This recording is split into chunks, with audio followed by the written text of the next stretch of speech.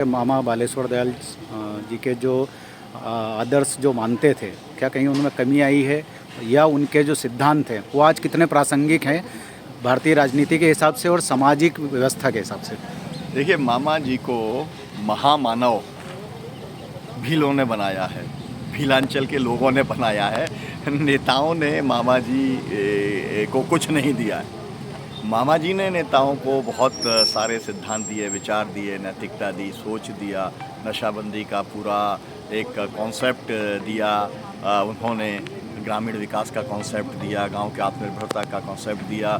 जो आदिवासी लंगोटी पहनता था उसे पूरे कपड़े पहनाना उन्होंने सिखाने का काम किया।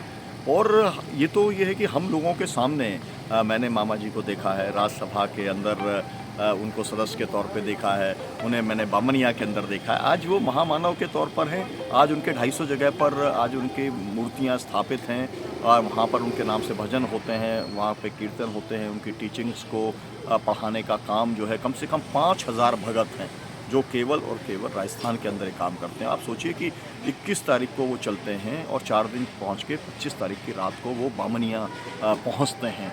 तो एक व्यक्ति को आदिवासियों ने देवता बना दिया। देवता, लोग कहते हैं कि देवता पैदा करते हैं इंसान को, लेकिन इंसान जो है वो भी देवता पैदा करता है, ऐसा हम लोगों ने देखा है। अब मैं जो अभी देख रहा हूँ, सरकार का एकदम तिरस्कारपूर्ण रवैया है। इतने बड़े महामानव को लेकर के ना तो वहाँ पर मुख्यमंत्री जाते हैं, ना स्थानीय विधायक जाते हैं, ना स्थानीय सांसद जाते हैं। मतलब ये है कि केवल जो है उनका नाम का तो उपयोग करते रहें अलग अलग समय पर, लेकिन जो स्थानीय ग्राम पंचायत है वो भी कोई व्यवस्था नहीं करती, स्थानीय प्रशासन भी कुछ नहीं व्यवस्था करता। कल जो है जब वहाँ कार्यक्रम चल रहा था 50,000 आदिवासियों का, तो प्रशासन के लोग माइक बंद कराने जा रहे थे कि कानून बन गया है और आप जो है रात को माइक नहीं बजा सकते हैं, है ना। लेकिन सब जगह पर जैसा व्यवस्थाएं होती हैं, जहाँ नफ़रत फैलाने की बात हो, घृणा फैलाने की बात हो, हिंसा फैलाने की बात हो, वहाँ माइक बज सकता है।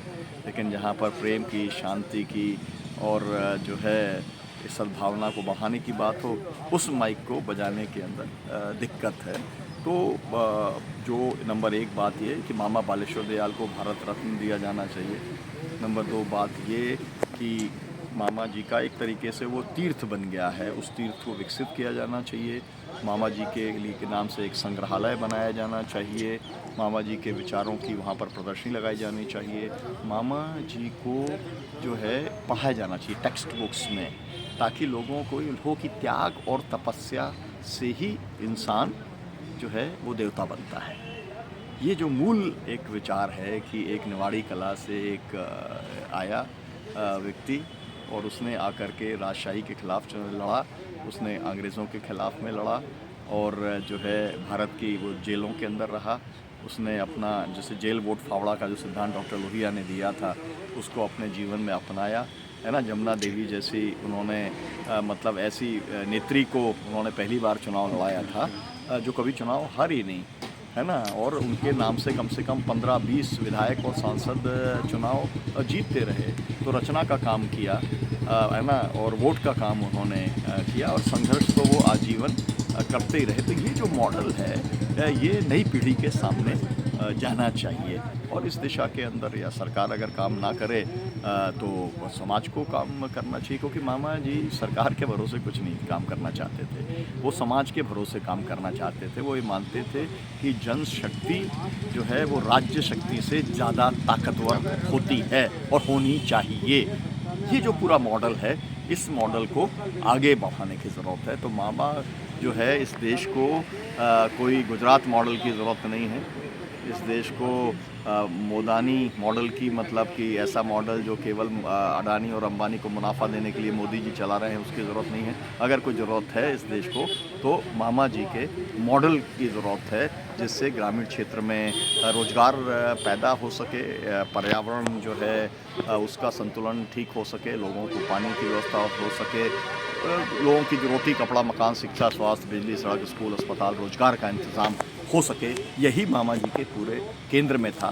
भीलों की संस्कृति बचाई जा सके, इस देश के मूलवासियों की संस्कृति बचाई जा सके, ये सब है मुझे लगता है जिसको करने की ज़रूरत है।